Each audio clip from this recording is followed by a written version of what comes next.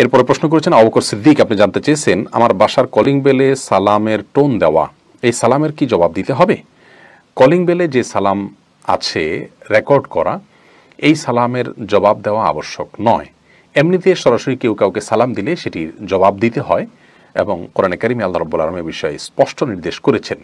তোমাদেরকে যখন কেউ সালাম দেয়, আল্লাহ তাআলা বলেছেন ইযা হুয়্যিতুম বিতাহিয়্যাতিন ফাহাইয়্যু বিআহসানা মিনহা আও রুদ্দুহা, তোমাদেরকে কেউ যখন সালাম দেয় তখন তার চাইতে উত্তম ভাষায় তাকে তুমি রিপ্লাই করো, কিংবা সে যেটুকু বলে তোমাকে সালাম নিবেদন করে কমপক্ষে সেটুকু তাকে ফেরত দাও।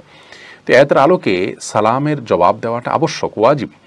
তবে কলিং বেলে বা এরকম কোনো জায়গায় যেখানে রেকর্ড করা আছে সেখানকার ওই রেকর্ড সালাম শুনে সেটার জবাব দেওয়াটা আবশ্যক নয়। কারণ রেকর্ডটা কেমন যেন কারোর কথাটা শুনে শুনে আরেকজন সেটার বিবরণ শুধু দিলেন।